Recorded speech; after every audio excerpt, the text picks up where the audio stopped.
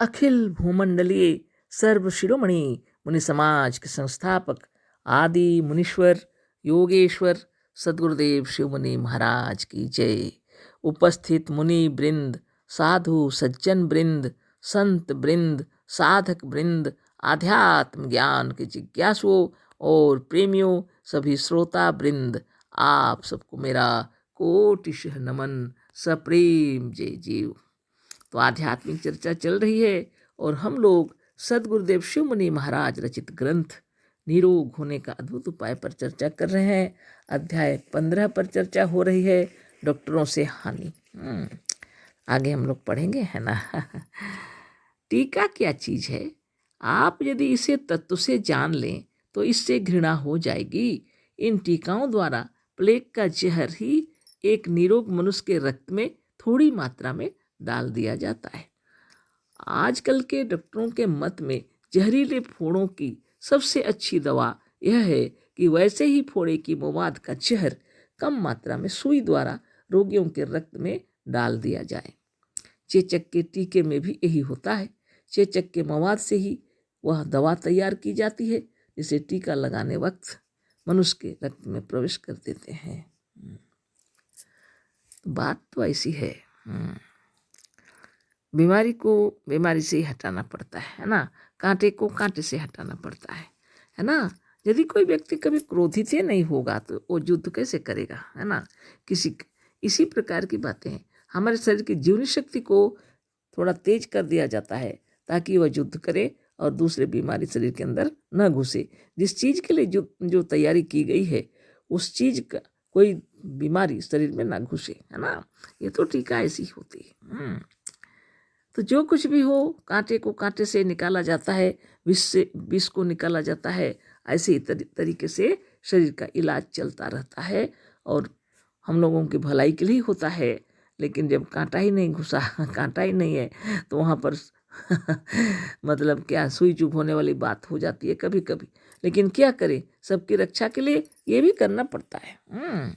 सबकी रक्षा के लिए सब करना पड़ता है ना। सदगुरुदेव का कहना है कि ऐसा मैंने क्यों करना है। जिसकी तबीयत ठीक है उसको भी, है ना, तबीयत ठीक नहीं उसको भी, सबको इंजेक्शन दे दिया जाता है ना। कुछ भी हो, अभी समय ऐसा ही है और लोगों की सबकी सुरक्षा के लिए किया जाता है ना। जो योग साधन करते हैं नियमित, उनके लिए कोई आवश्यकता नहीं पड़ती सब इंजेक्शन लेने की। शरीर की जीवनी शक्ति इतनी तेज रहती है कि उसको जगाने के लिए इंजेक्शन देने की आवश्यकता नहीं पड़ती है। शरीर के अंदर में कोई रोग घुस ही नहीं सकेगा, है ना।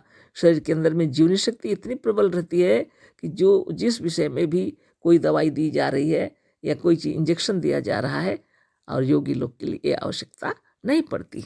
उनके शरीर में इतनी जीवनी शक्ति तेज रहती है, ना तो है जाके माने शरीर में कोई प्रवाह प्रवेश करेगा, ना कोई प्लेग, ना कोई कोविड-19, कुछ भी नहीं, है ना। उस जीवनी शक्ति ही प्रबल रहती है और जीवनी शक्ति प्रबल करने के लिए ये टीका का प्रबंध किया जाता है। इसलिए योगी लोग, जो साधक हैं, योगी हैं, वो लोग को निरंतर योगाभ्यास करना चाहिए। निश्चिंत जीवन मुक्त है सब लोग, है ना। इस तरह की बात है वास्तव में। लेकिन क्या करें, सबको सुरक्षित रखने के लिए ये सब किया जाता है। ठीक है, आगे हम लोग पढ़ते हैं ना। तो जो भी हो, सदगुरुदेव लिखे हैं जब, इस चीज़ को समझिए। योगियों को तो कम से कम समझना चाहिए, जो दीक्षा लिए हुए हैं, साधन कर रहे हैं, उनको समझ लेना चाहिए। दुनिया में बहुत सारे एक्सरसाइज हैं, लेकिन सब एक्सरसाइज करते हुए भी बीमारी प्रवेश कर गया। कारण क्या था? क्योंकि मन के अंदर में ये भाव थे, है ना, कि हमें भी बीमारी हो जाएगी। उसको हो गया तो हमें भी, और डर के मारे सबके अंदर बड़े बड़े पहलवान भी अचानक माने उनके ऊपर अगर वार किया जाए तो धराशायी हो जाते हैं, है ना। लेकिन योगी लोग निरंतर चैतन्य रहते हैं, इसलिए उनके शरीर में ये सब बीमारियां घुस भी नहीं सकती हैं। जो भी हो, आप लोग सभी जितने मुनिजन हैं और जितने सभी श्रोता वृंद हैं और बहुत साधक लोग हैं, जो कोई भी अगर सुन रहे हैं तो उन सबको मेरा कोटिशः नमन है। जो गुरुदेव लिखे हैं वो हम पढ़ रहे हैं। आगे पढ़ते हैं, है ना। इस तरह से खिलाकर, पिलाकर, लगाकर और सुई देकर हजारों मन विष डॉक्टर और वैद्य मनुष्य के शरीर में प्रतिवर्ष डाल रहे हैं। अब आप ही सोचें, इतना इतना विष मनुष्य जाति को खिलाकर डॉक्टरगण कितने बड़े साहस, कितनी बड़ी अनाधिकार चेष्टा और कितनी बड़ी जिम्मेदारी का काम कर रहे हैं। सच्ची बात यह है कि जब से चेचक का टीका चला है तब से चेचक की बीमारी से मृत्यु की संख्या बहुत बढ़ गई है। शुरू शुरू में हुआ था, अब नहीं है, है ना। तो कभी भी हो तो जरा सोचिए, एक विष को शरीर में डालकर दूसरे विष को केवल दबा देना बुद्धिमानी का कार्य नहीं है। कीच को कीच से नहीं धो सकते, यानी कीचड़ को कीचड़ से नहीं धो सकते। मैला कपड़ा यदि काले रंग से रंग दिया जाए तो वह मैला मालूम ना होने पर भी मैला ही है। औषधि, सुई, टीका, शराब, गांजा, अफीम, भांग, चाय और सुरती आदि अनेक प्रकार के जहर नित्य मनुष्य अपने शरीर में डाल रहा है। यह जहर एक प्रकार के रोग को दबाकर अनेक प्रकार के रोगों के कष्टों के और पीड़ाओं के कारण होते हैं। यह सब जहर एक ना एक दिन रंग लाते हैं और मनुष्य जाति में नए नए रोगों, कष्टों, पीड़ाओं और दुखों की सृष्टि कर रहे हैं। ये बात भी सही है ना। मनुष्य कितना चेतन है, इतने सारे विषों को खा लेता है, सालों भर में कितने सारे विष शरीर में आ जाते हैं, लेकिन इन सारी विषों को निवारण कर सकता है ना, निकाल सकता है। इसलिए नित्य योगाभ्यास कीजिए तो आपका शरीर स्वस्थ रहेगा निश्चित रूप से। लेकिन सदगुरुदेव के कहने के हिसाब से यह भी ठीक है, जांच पड़ताल करके इंजेक्शन देना चाहिए मेरे ख्याल से। खैर कोई बात नहीं, उस विषय पर हम कोई चर्चा नहीं करेंगे। वो तो डॉक्टर लोग जाने, बहुत अच्छा से पढ़ाई किए हुए हैं और अच्छी तरह चेक करके ही वो करेंगे। जो उनके विचारों में आता है वो करते हैं मनुष्य जाति की रक्षा के लिए, है ना। लेकिन नित्य दिन योगाभ्यास करने वालों के लिए ये सब कोई आवश्यकता नहीं है। कौन कह सकता है कि अमुक मनुष्य को अवश्य प्लेग होगा? प्लेग हो या ना हो, पहले से ही प्लेग की टीका द्वारा अपने शरीर में घुसेड़ लेना कहाँ की बुद्धिमानी है? गुरुदेव को ये पसंद नहीं है ना। वो तो महान संत और महान योगी हैं। योगी, हाँ तो अभी तो क्या बताऊँ थे बोलने से चलेगा, अभी शरीर छोड़ के चले गए, है ना। तो मेरे कहने का मतलब उन्होंने जो कुछ सिखलाया है बहुत महत्वपूर्ण बातें हैं।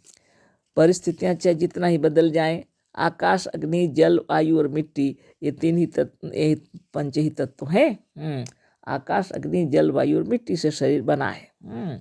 और इसमें कफ, पित्त और बात ही है ना। जो भी उतार चढ़ाव होगा वो सबको करने वाली शक्ति आपके अंदर है, आप हैं इसलिए हो रहा है, सदगुरुदेव का कहना है। आप अगर शरीर में नहीं रहते, यानी प्राण अगर शरीर में नहीं रहता तो ये ठंडा, जाड़ा, गर्मी, बरसात का एहसास शरीर को होता कभी नहीं, है ना। शरीर के अंदर जो प्रतिक्रिया होती है वो मन के अंदर से प्रतिक्रिया चलती है। इसलिए सबसे पहले योगाभ्यास करते समय मन को शुद्ध, निर्मल, निरामय कर लिया जाता है।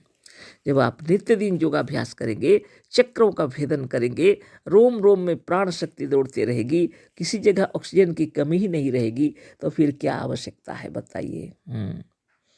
आपके शरीर में कोई पीड़ा नहीं, दर्द नहीं, कष्ट नहीं, कोई तकलीफ है, अगर तुरंत अच्छे कर देने की शक्ति आपके अंदर में प्रबल है तो फिर अलग से ऐसी कोई आवश्यकता नहीं है ना।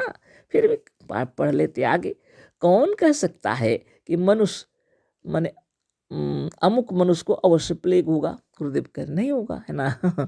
प्लेग हो या ना हो, पहले से ही प्लेग की टीका द्वारा अपने शरीर में घुसेड़ लेना कहाँ की बुद्धिमानी है।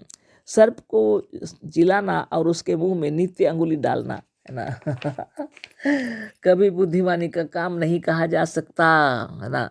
सर्प सोया हुआ है, चाहे जैसे भी स्थिर है, उसको जबरदस्ती माने उसको चेतन करना और उसके मुंह में अंगुली डालना, इसी वाली बात कह रहे हैं गुरुदेव, है ना। वैसे ही बात है वास्तव में, है ना। जो शरीर में कोई बीमारी नहीं है तो भी उसको उस बीमारी से युक्त कर देना, सोए हुए सांप को जगा देना, मरे हुए सांप को जिंदा कर देना और उसके मुंह में अंगुली डालना वाली बात है, कह रहे हैं, सही बात है ना। वास्तव में रोगों को ईश्वर ने उत्पन्न ही नहीं किया। जैसे रस्सी में सांप का भ्रम हो जाता है, उसी तरह से रोग भी अज्ञानी मनुष्यों का भ्रम है। इसके कारण अधिकतर वैद्य, हकीम और डॉक्टर होते हैं। क्यों? क्योंकि वो बता देते हैं ये बीमारी है, वो बीमारी है, अभी ऐसा वातावरण तैयार हो रहा है, ऐसी बीमारी है, तो भयभीत हो जाएंगे सब। ब्रेन के अंदर ये विचार उत्पन्न हो जाता है कि कहीं हमें भी बीमारी न हो जाए। डर और भय के कारण शरीर के अंदर में अलग प्रकार की प्रतिक्रिया होती है।